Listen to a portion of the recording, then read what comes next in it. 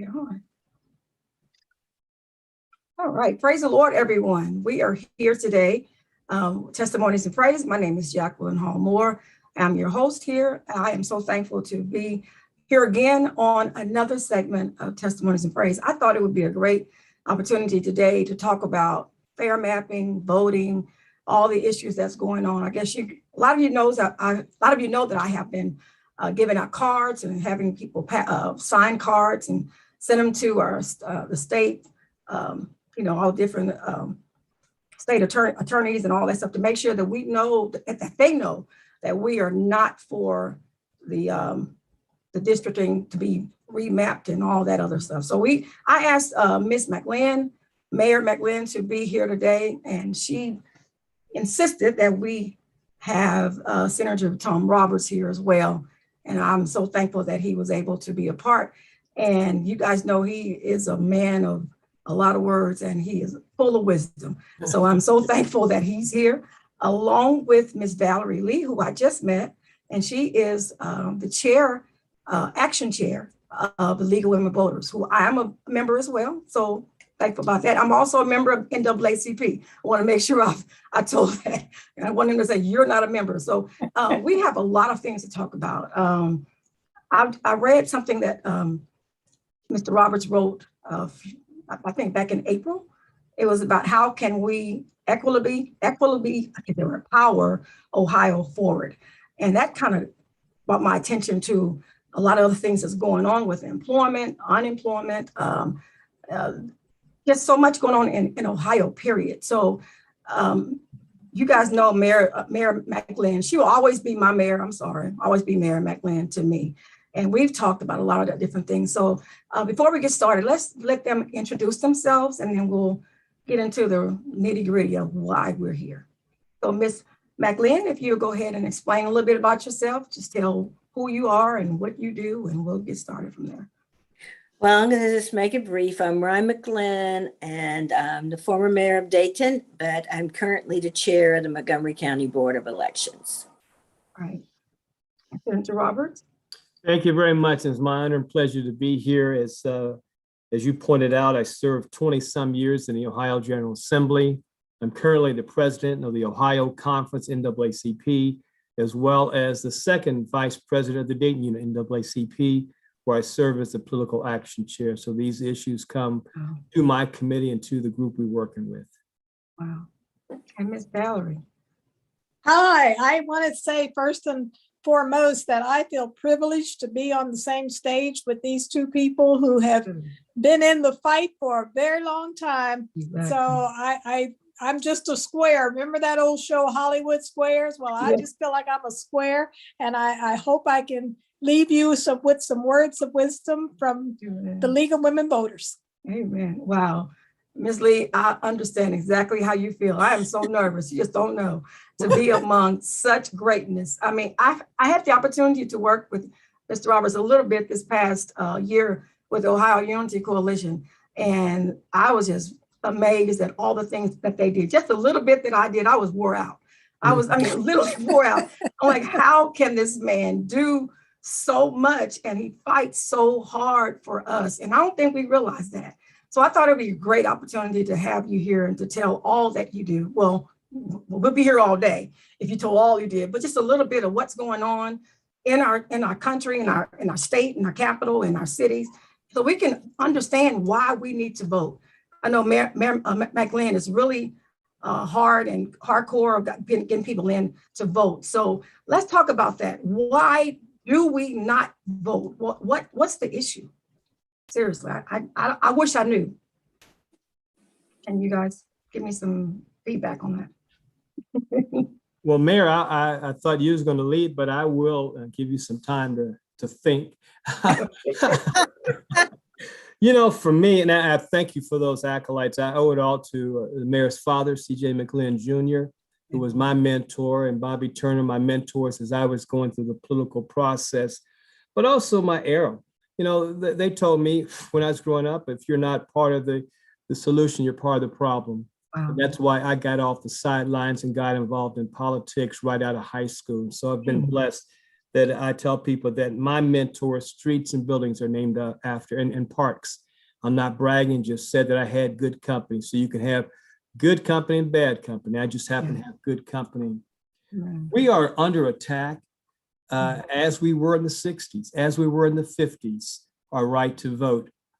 And we don't have to count the number of bubbles or the number of jelly beans in a jar, but they're making it so difficult, and it's been a historical pattern. Every time African Americans, Blacks in this country have seen an advancement, the Emancipation Proclamation, the Bill of Rights, Brown versus the Board of Education, those in power have found a way to knock us back. And the most outrageous one was to dare to elect a Black president. Oh, they slam dunked us because of that. And so voter suppression became very real.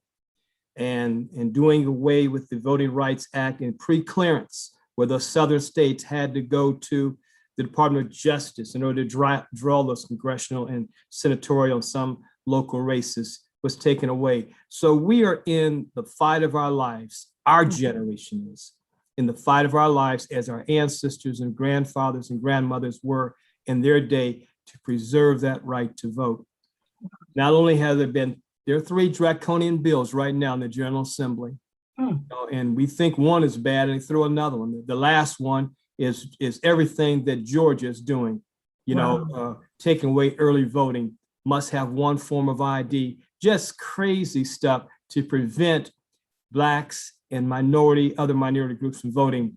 They were so surprised that during the pandemic, we were able to mobilize people to early voting by mail. They were just surprised that happened. It was a historical vote.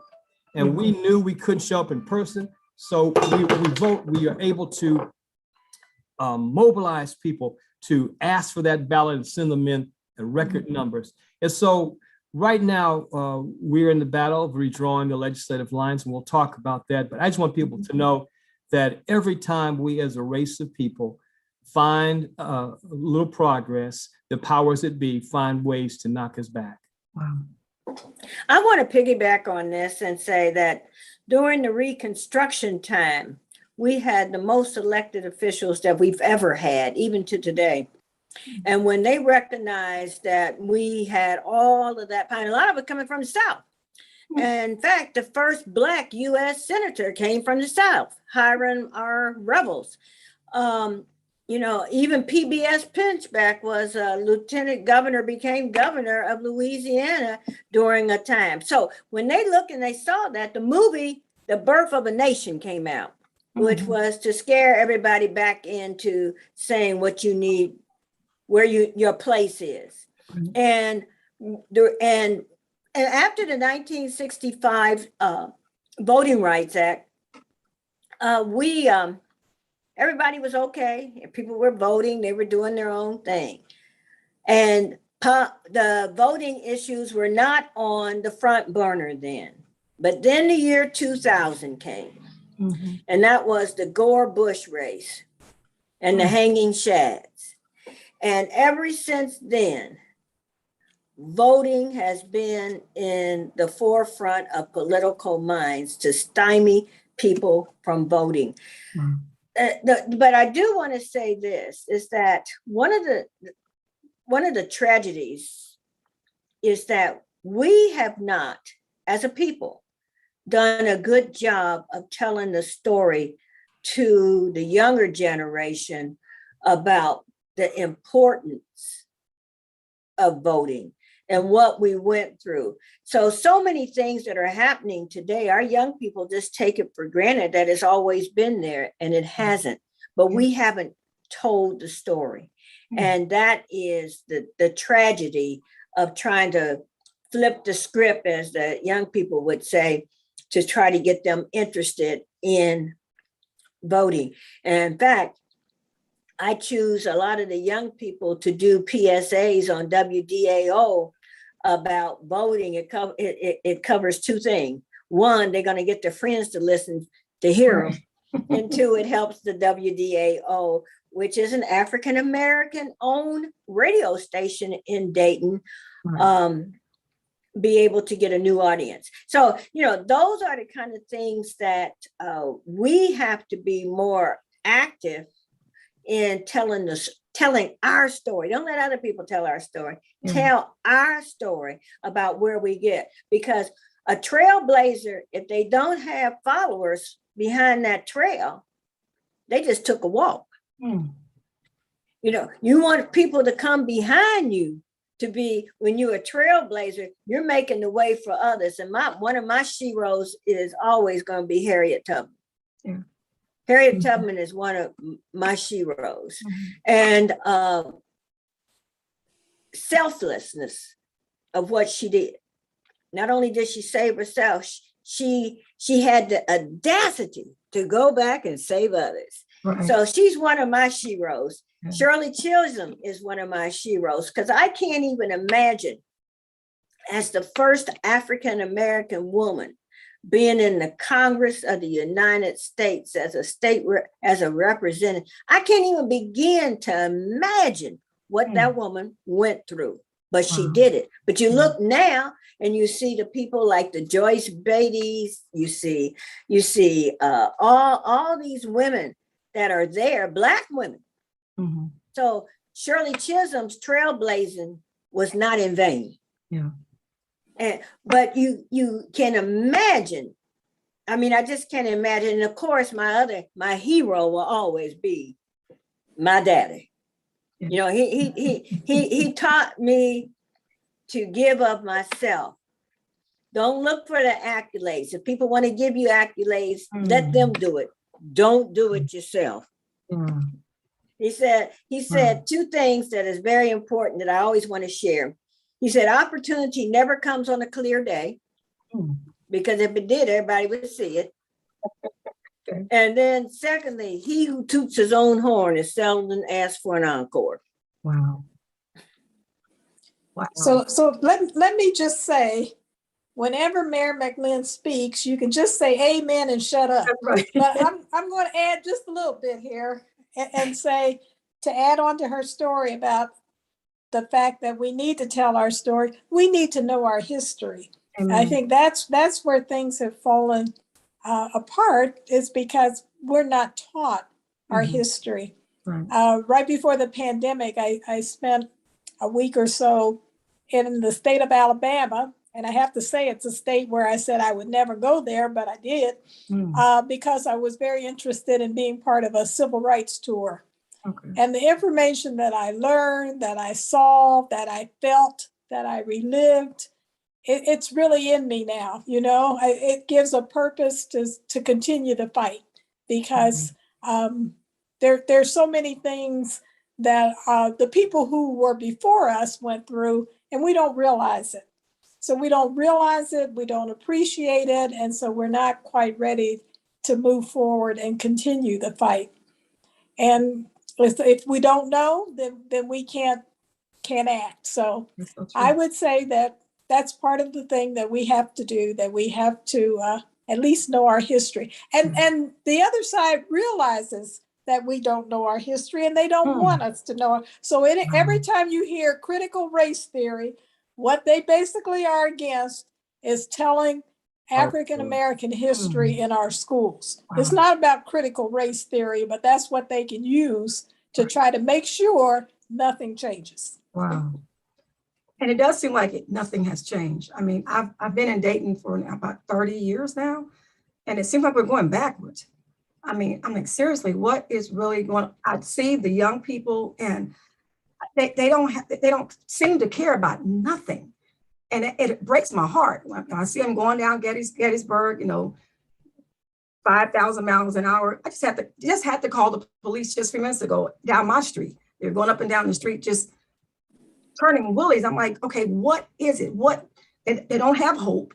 They feel like we don't care about them as older generations. I'm just turned 60, so they don't care. We don't care about them, but we do. But we have, like you said, they have to care about something. So what can we do as the older generation to get our younger kids involved? I mean, I have grandkids coming up. I'm afraid for their lives. Well, Jacqueline, I'm a eternal optimist. I'm a half full guy, a servant Okay. leader. I love this generation. Yes. They are active, they're mobile. Mhm. They are almost like our generation, the baby boomers. Okay. You know, they don't like the establishment. Yeah. We're gonna be our own boss. Nobody gonna tell me what to do. I'm gonna do what I want to do. Right. And they're engaged. Mhm. Now, we may not see them in the traditional Black institutions, the church, the fraternities, some of those sorority kind of groups, but Yeah. they're engaged. And I'm excited to watch what they're doing, what they're saying, what they're all about, because they're helping me to stay young, Okay. you know, with their thought. I didn't know what woke was until I heard them say it. Now I know what it's about. And really, Right. a lot of our folks aren't woke. That's We true. are still living in the past thinking that we've arrived. Mm. They don't know that each generation has to fight this fight. As Wow. long as racism is institutional, it's in everything we do, then each generation is going to fight this fight, be a part of this fight. So I like this young generation. You're right. But even some in my generation have apathy, you know, but and lack hope. But I see them very excited. We just need to elevate them. We need to put them on the stage, as Mayor McLin said on the radio station. You know, we have some, I look around in the, if it's the jail coalition or it's the NAACP or whatever I'm involved in, the young people are there with us, carrying their load, you know, their share of the load. So I think a lot more of them. And I remember, however, growing up there, you know, some of the older generation didn't like me. You know, I remember a young lady called me. She said, "Hey, young demo, go get me that chair." You know, so that just said that there's always that generation gap. But also, I knew when I got into fights as a Democratic leader, it was that same older generation that had my back. So, and I hope the younger generation looks at us doing the same thing for them. So I have hope with them. I'm going to work with them. They're making a difference, and they are voting, and we need to continue to respect their points of view. You know, and I'm going to piggyback on that with from Senator Roberts, is that I had an opportunity to attend the Dayton Young Black Professionals melanin ball. I thought that was really cool. They called it melanin ball, you know, melanin meaning the color of your skin. Yeah. And so I thought that was very good. They are us, that we were. And but the difference is that they go about it differently. And the one thing that they have that I think that each generation does not have the patience that the generation had before it. And that is what we're witnessing, that their impatience to say, you want to get this done? We got to get it done. Let's make it happen. So they don't want that. That's where they are. That's who I enjoy them. They, you know, now they may not be in as good a shape as I am when we out walking, but you know, they're going to get there because I'm going to keep working with them. But you know, the other thing is that is very important. And Deja Demings is one of my mentees, and she talks about Sankofa. Sankofa is very important to her. And what it really is that I think for once, you see this generation really wanting to have intergenerational relationships. Okay. And with the intergenerational relationships, this is what happens. In my generation, Tom's generation, Valerie's generation, now, you know, we're going to have the competition, we're going to have the backbiting, they have the same thing in their generation. But when you do it intergenerational, there's nothing happening that other people doing that I'm going to compete with or that I'm jealous of or I'm going to backbite them with. And the same thing in my generation. And so therefore that intergenerational relationships become what I call, you can almost have what I call a naked emotional combination, and that And because you can get real with them because it's no consequences. Mm. You know, whomever they tell, they don't even know you probably, you know, Mhm. you know what I mean? So it doesn't, and I think they have a comfort zone when you do that with them. And one of the things that us older people really have to do with our young ones is to stop being so judgmental Mm. and forget that we were young too. And remember, we had hot pants and go-go boots, okay? Yeah. Tom we wore did. Tom wore Right. bell bottoms and plaid shirts. So, you know, we all had, we there is nothing new under the sun. It's just Yeah. repeated differently. And platform shoes, Mayor. Don't forget platform shoes. We couldn't do without platform shoes. The other thing that I think this generation, not only intergenerational, but they're accepting differences. You know, the whole same-sex marriage thing and interracial working together as one human race. You know, I think they're the biggest difference is their technology. You know, they text as soon as we learn something, they're gonna find something new. So I'm just learning Facebook now. They're over Yes. something new altogether. Right. So the technology is their baby right now. That's true. In fact, you got to text them to see, can you talk to them? Because if you call them, they're not going to answer the phone. No. But if you text them and say, I'd like to talk to you, you might get a chance. And we have to realize that a lot of the activism training came from the church. And that no longer seems to be the case, that's not the place that people are going now to get involved, to get engaged.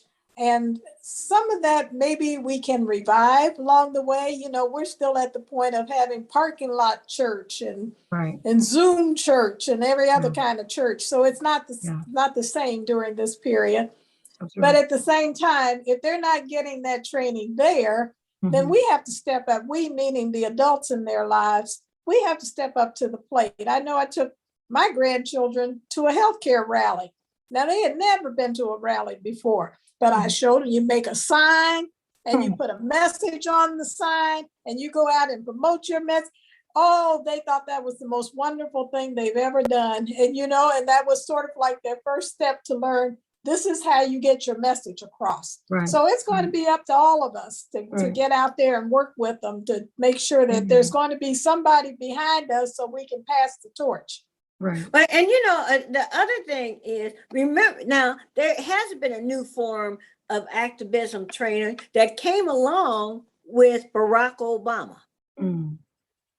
He introduced them to he took technology to a level nobody had seen in that time. And that's how he was able to galvanize all those young people. Amen. Well, one big new thing, well, it's not new, but it's been going on now and everybody's talking about it, is fair mapping. What is that? Can you explain what it is? Yes, I would say for a good 15 to 20 years, maybe 15 years, and the League Women Voters that Valerie's involved with statewide, NAACP, Ohio Voices, Organizing Collaborative. I know I'm going to miss some. A. Philip Randolph. Common Cause. Common Cause, thank you. Common Cause and League Women Voters have been out front in organizing groups statewide. And we are meeting almost weekly, monthly, looking at critical issues, and voting has been one of those. And around 2014 or so, Common Cause and League of Women Voters began to bring groups together to talk about fair maps, talk about drawing the congressional and state legislative maps in a fair way. But 10 years ago, they went across the street from the Capitol at the Hyatt in the dark, drew the maps.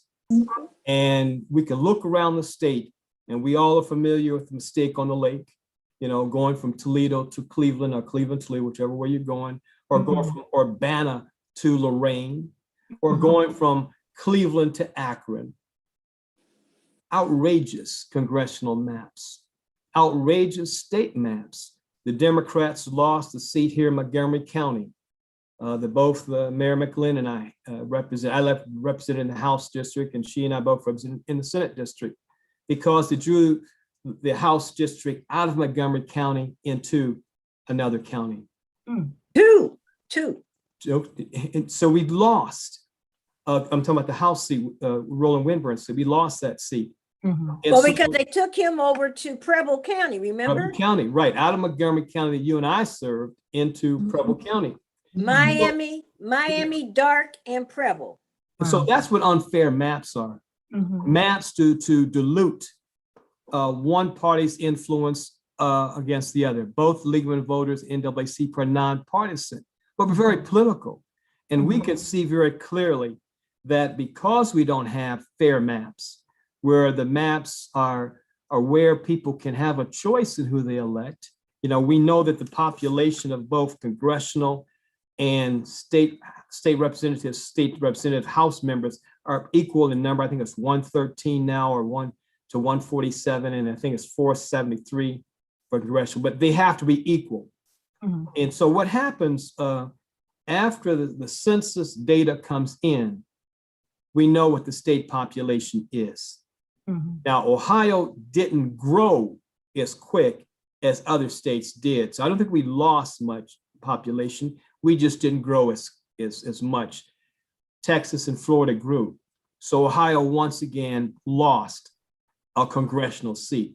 Wow. So we have to draw the maps that takes whatever area that we think needs to be put into those congressional. But the numbers are still like 435, I think 435,000 people per district. Mhm. So the idea behind fair maps is to draw maps that are contiguous, they're apportionment, and that people have a sense of common interest. Mhm. You know, other than the lake, I'm not sure what people from Toledo and Cleveland have in common. I know people from Urbana and Lorraine don't have similar thought process. Right, right. So I think that's what fair maps is all about. And we can go further into that, but that's the whole concept behind fair maps, is to draw both congressional and state legislative maps that are fair, and that people have something in common when that legislator has to visit the individuals of those districts. So I thought back in 2014 that it was voted down. So why is it back on the ballot? In 2015 was the first fair map petition drive that passed. And that had to do with the state legislative districts. And it was all people driven. The citizens did that. 70% of the people, 88 counties, all voted in favor of that. Okay. In 2017 or so, we were getting to do it again. And the legislature said, let's talk about this. And so Mhm. they worked with the 2018. So in 2018, the voters went back to the ballot box, same thing. 70%, 88 counties said, let's draw fair congressional maps. Okay. And so 2 times in the last 10 years, the voters 2015 and 18 went to the ballot box. Overwhelmingly 70%, 88 counties said, draw fair maps, legislators, draw fair maps, apportionment board. So that's what the whole concept is about. Okay. Wow. Yeah. So And, and, go ahead. and actually, I'm just going to correct the date here, because I just heard this in a seminar I was in the other night. It's been since 1978 through 2001 that redistricting reforms have been introduced and failed. Yes. So it's just been more recently that we've started to pass some of these reforms. Hmm. So, you know, that's as old as my kids. Wow. Whenever I hear those dates, I think this is how long that we've been trying to get this done. So we finally are inching along, but you know what? They always can find a way. Hmm. They are very good at messaging. They are very good at screwing up things, but you know, we have to find a way to get through all this. Because it's what the people want, as Tom just said. It passed in all 88 counties. It's what the people want. So you have to, at some point in time, put people over power. Wow. That's deep because, I mean, okay, it didn't pass all these years. So who is behind it? Can you say without saying? No, the groups that I mentioned before, when I started talking about it, it's Okay. groups like Common Okay. Cause, Legal and Voters, Sure. NAACP, Okay. Organizing Collaborative, Ohio Voices, you name it, and Valerie's absolutely right. Historically, it's been going on since the 70s, but I think our successes have been in the last 10 years. Absolutely. Yeah. Mhm. And because the reason why it had to go to the ballot was because the legislature wouldn't do it. Right. Yeah. They wouldn't do it. They had the Mhm. power and authority to do it, but they chose not to do it. Mhm. Wow. And let me give you a practical example. Both Mayor McLin and I served in the House of Representatives, and the Democrats lost control as a majority party in 94, 92, 94. And so the Democrats were in the minority, Republicans were in the majority. Well, we all don't think alike. Mhm. And so the Speaker of the House had a group in the Republican Party. They love this name, the Caveman Caucus, like 10 or 12 of them.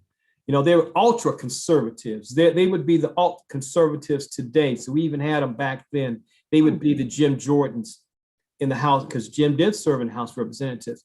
So she couldn't get some legislation passed. Well, the numbers were so close in the makeup of the General Assembly, she had to come to Democrats to get support. Wow. And that's how we compromise in some educational issues.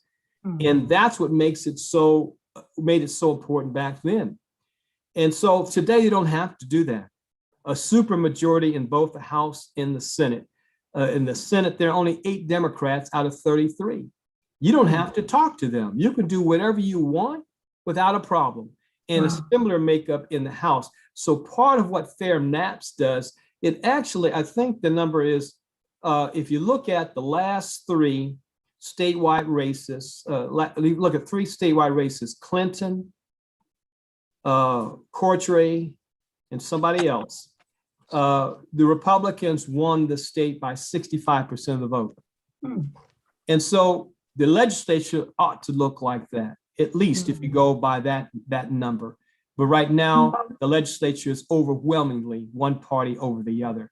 Wow. And so that's part of our argument. If you look at how voting pattern has gone over statewide over those 3 different races, Right. the legislature should be made up of at least that same kind of population.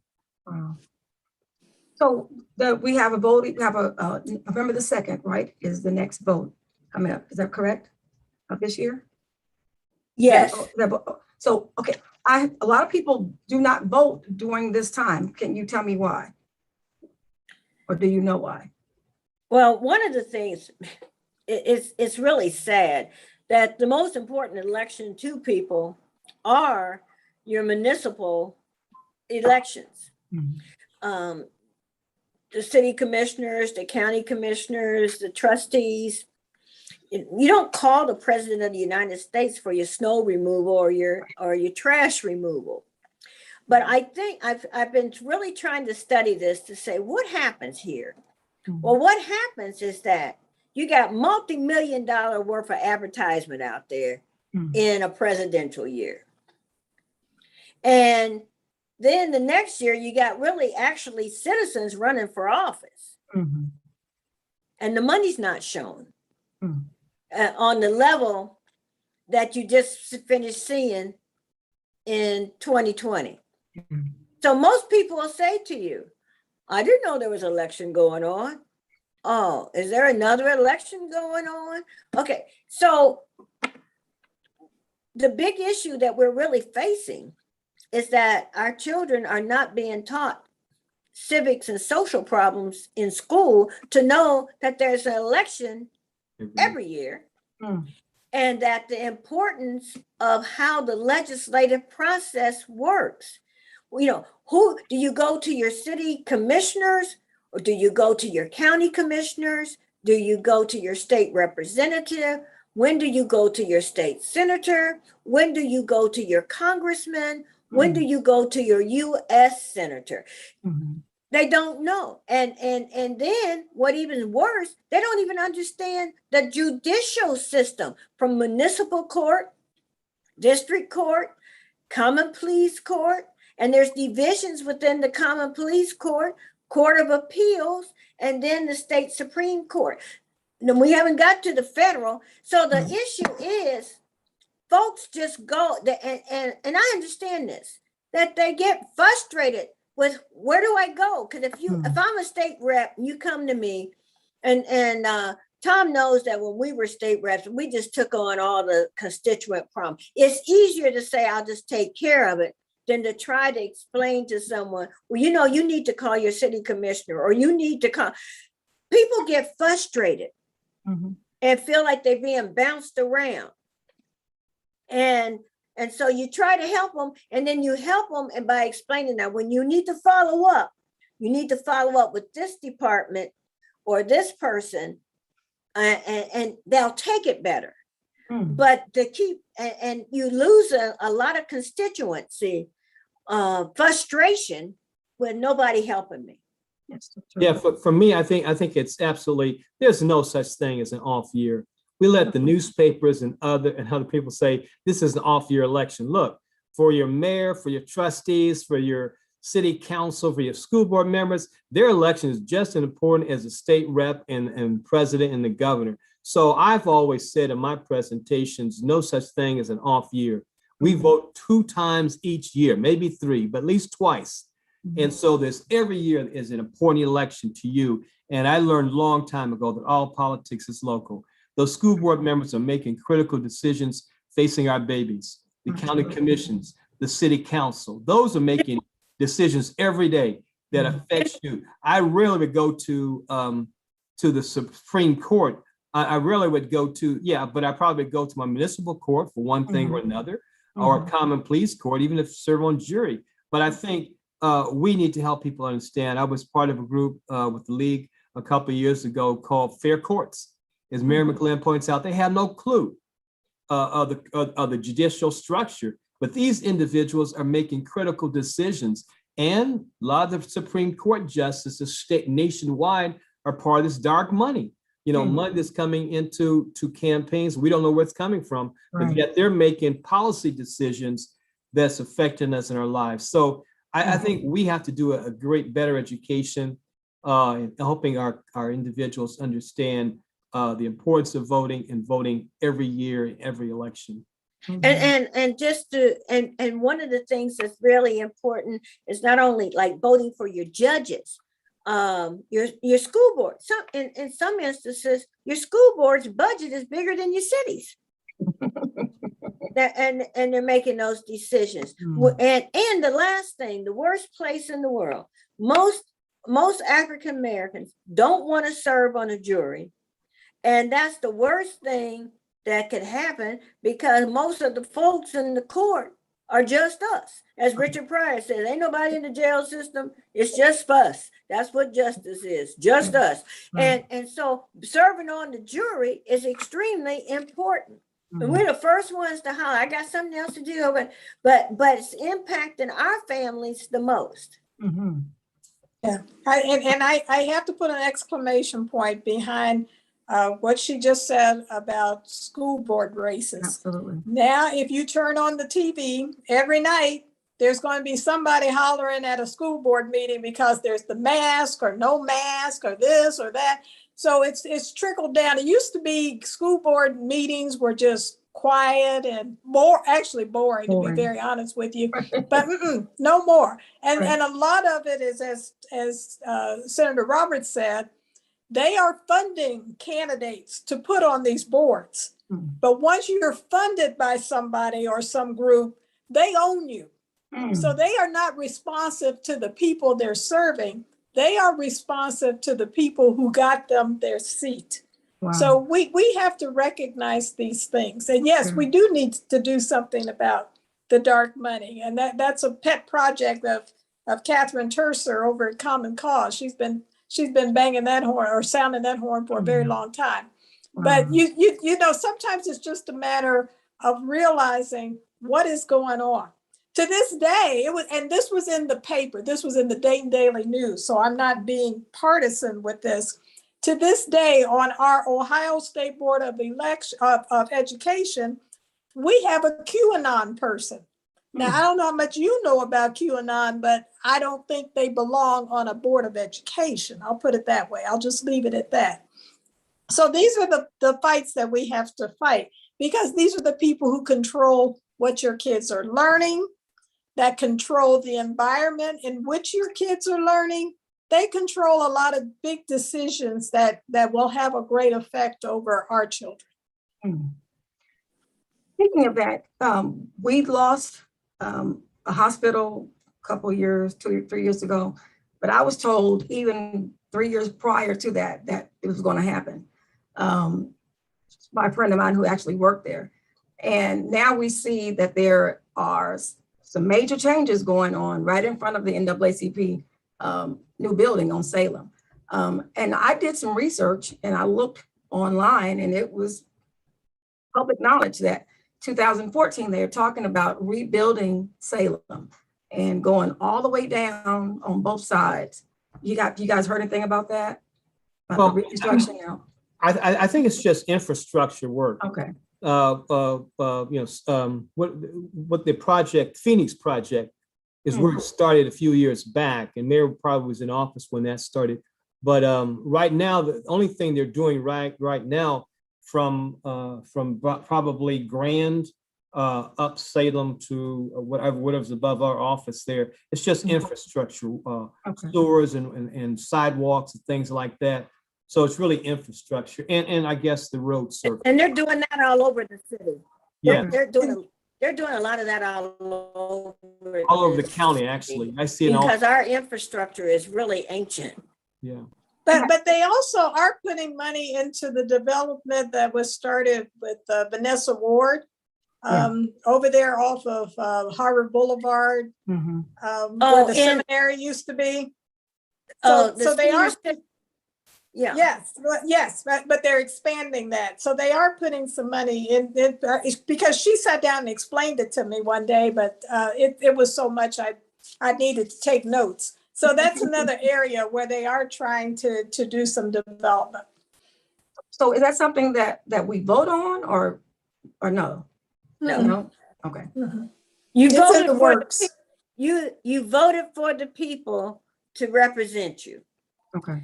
And so those are the ones that will sign off on the city would sign off on whatever decisions go that way. You know, Jacqueline, this may sound overwhelming to people who are listening.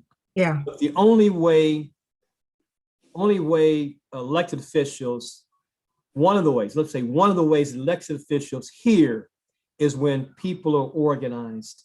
And so I look around Dayton, I see the various neighborhood associations, Carillon, Edgemont, Highview, Residence Park, and just go on and on and on. And those are the voices. And so if someone is listening and they say, wow, how can I make a difference? That's one of the ways. It's unfortunate the city did away with the priority boards, but They did away. And I just want to say the priority boards where Dayton was really recognized throughout the country because it was an organized manner in which all those neighborhoods came together to be able to speak with one voice from an area and have a champion. We still have some of those members lingering on, but they still engage in neighborhood associations. That's what I encourage people. If you want to belong to a political group, because neighborhood politics is out there as well, you have a lot of groups out there who are making a difference. Be involved in your neighborhood watch. Eventually that neighborhood watch is going to go to City Hall if something's wrong. And so that's where your activism begins, at your base, your home. Look around and see what you have. If join the neighborhood association. If you don't have one, create a neighborhood association or be a part of your neighborhood watch, because actually that's where a lot of these issues start, and then they take off on these bigger issues. So once you start looking at what's going on, your conscience will tell you, you know, we need to be involved in voter suppression. We need to be involved in mapping. So I would say, don't let this overwhelm you. It's there, it's going to be there, but we have to be vigilant. And wherever we can be, the churches or the neighborhoods, wherever it calls. How can they join the NAACP? Oh, that's a very good question. You can be a $30 member or a life member, and the life member is $750 or $75 a year. Go to the Dayton or any NAACP website and fill out the application. But I would say do it at the local unit level. It's a little more complicated when you send your membership to the national office. But if you do it at the local unit, I don't know how wide the listening audience, but I would say go to the Dayton NAACP website, look up the membership and apply for it there. And if they need to, call the office at 937-222-2172 or call me at 937-478-7895. And I'll be glad to get them a membership, because the membership is the lifeblood of our organization. So the more members we have, the better off we are. But we collaborate with groups like the League of Women Voters, Common Cause, the churches group across the state. So we're very, very connected, very collaborative. And I think I have to add that with a lot of these organizations that, they have dues and membership and all that kind of stuff, you have to ask yourself, so what am I getting out of this? And to NAACP's defense, they have those I think they're monthly meetings over at the Voice, so that they are responsive to the community. They don't just take your check and then you don't hear from them again until it's time to renew. Right. So they do have a lot of things happening, that they are listening to what the community needs are, and they are responsive to the community. So I think that's a good organization to support. I truly believe that. I joined years ago, then I just rejoined about 3 years ago with Mr. Ford. And this year, I don't know if it's different, but I signed up for like 2 or 3 different groups. Man, I get emails almost like, ooh, it's almost overwhelming, but there's plenty to do.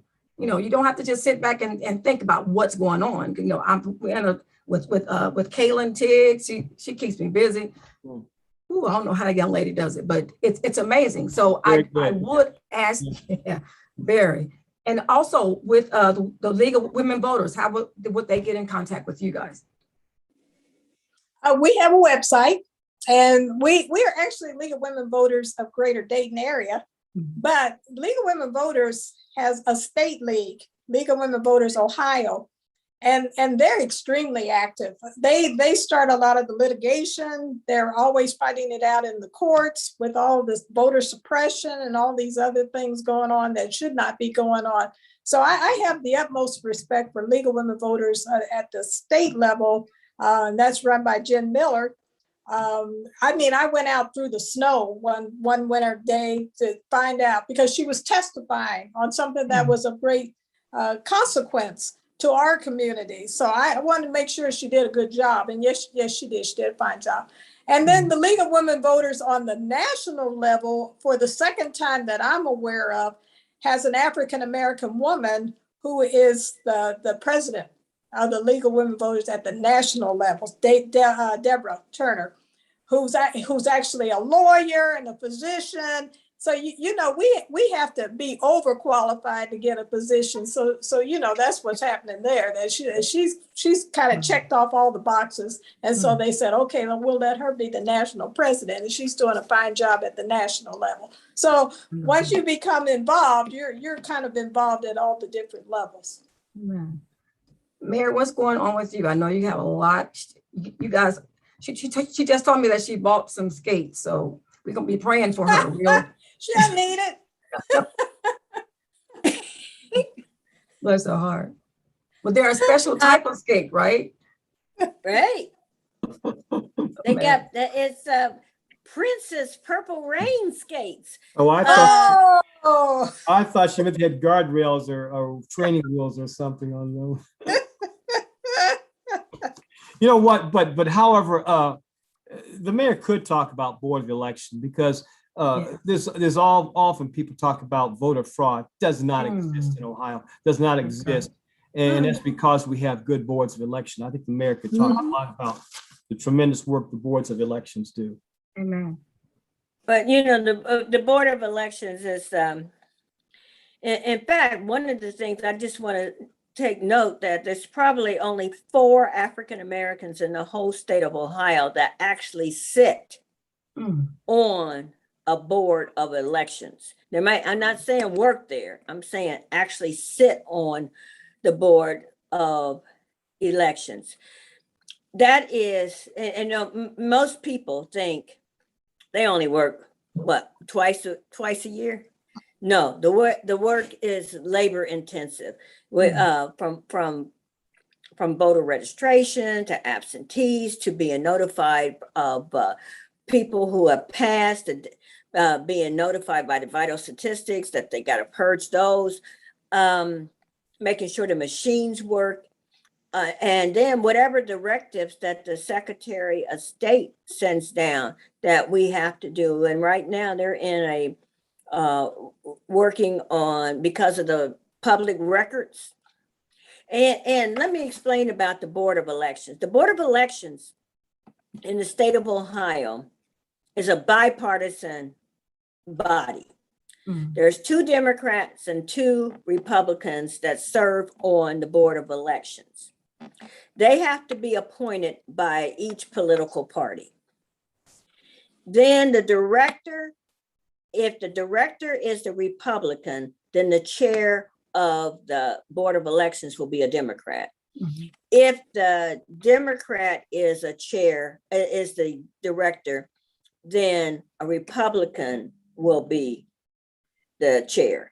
And then the deputy. So in Montgomery County, the chair is the deputy, the director is Republican, Jeff Reisenbach. The deputy director is Sarah Grayhouse, which is a Democrat. That makes me the chair of the Board of Elections. So if there's 14 on the Democratic side, 14 on the Republican side that works. So everything that is done by 1 Democrat, 1 Republican. You can't even move. You can't even unlock when you put your in the drop box out there. It can only be opened by a Democrat and a Republican together. And so the work that is done there, they give out the petitions. And so many times you can go down there when you have petitions and you can go through and look to check to validate whether your signatures are valid or whether the people live there. You know, one of the biggest, this time in the whole years I've been there since 2012. This is the first time I've ever seen so many write-in candidates. There's like 14 in the county. And what that means, which makes it even more difficult, because not only do you have to circle right in, you have to put the person's real name there. So if somebody got 3 names, you're gonna have to kind of like put 3 names there. So that's going to be very interesting. The other thing is that, you know, with the machines, and I tell you, the Board of Election staff that we have, they are second to none. We had enough, you know, they have to work full-time, all-time to get some people to work the polls. They have to be trained to work the polls, and you get paid to do that. So it gives you a front row seat at the political process. We have to go out and scout where polling locations are going to be, whether they're going to be disability accessible. So there's a lot of work in the Board of Elections. And now you got to remember this. This is another year of an election. It's an odd year because it's 21. If you need an absentee ballot, you have to request it in an odd year. And so they will, because I know we all had the problem of last year, different organizations sending out absentee ballots. They had more than enough absentee ballots going out. People were confused on where all they were coming from. But in the presidential elections and the gubernatorial, they will send out the absentee. But in the odd year, you have to request. You mean the application, not the actual ballot? Absolutely. Thank you very much, Ms. Lee. I appreciate that. The application, you have to request the application to get the ballot. Mhm. And we have to make note that as of August the 29th, postage went up. Jesus. Wow. As Senator Roberts has said, it could be quite overwhelming to try to figure out everything today. I'm not going to do it today. Just not going to do it. We would be here all day. Just wanted to have some people online that who know, who live, who breathe about our city. It's in their heart, it's in their blood, it's in them. And God bless you both, Senator Roberts and Mayor McLin, for all the work that you have done throughout the year. My heart is just overwhelmed that you even agreed to be on this set with me. I am just very, very, very thankful for you. I have had a chance to work with both of you, and I am just, don't cry. I'm just going to be a big girl and just say thank you very much for all that you continue to do, and whatever I can do as one person. It just takes one. And Ms. Lee, thank you again. We will be seeing much of each other. And Senator Roberts, whatever you need me to do, I'm here. Seriously, whatever it is. And Mayor McLin, you already know. All she has to do is just say, Jackie, okay, my hand is up. Sometimes I'm scared to raise my hand. I don't know what she's going to ask me, but for the most part, it's going to be whatever it is to make this country better. So thank you again for joining in. I know there were some questions that we didn't get to. Some people out online asked, but what you can do is you can reach out to both of them and Ms. Lee on, if you guys would just one more time give out your phone number and your email if you don't mind, and then we'll go from there. Senator Roberts, you want to start? My phone number is 937-478-7895. My email address was my last elected official office. State Senator Tom Roberts at yahoo.com. You spell it all out. STATSENATOR TOMROBERTS @yahoo.com. 478 7895. 7895. All right. And Mrs. Lee? My phone number is 937-837-5483. Email address is moral, MORAL _imperatives @yahoo.com. All right. And last but certainly not least, Mayor And I'm Rhine Rhine McLin. McLin. My number is 937-222-7018. And my email is Lana McLin, LANAMCLIN @AOL.com. I like to hear you got mail. Oh my goodness, you guys know she is so hilarious. Thank you again for being on Testimonies and Praise. And I pray that you got something out of this. I know I did. I'm still learning, got a lot to learn. We got a lot to do, you guys.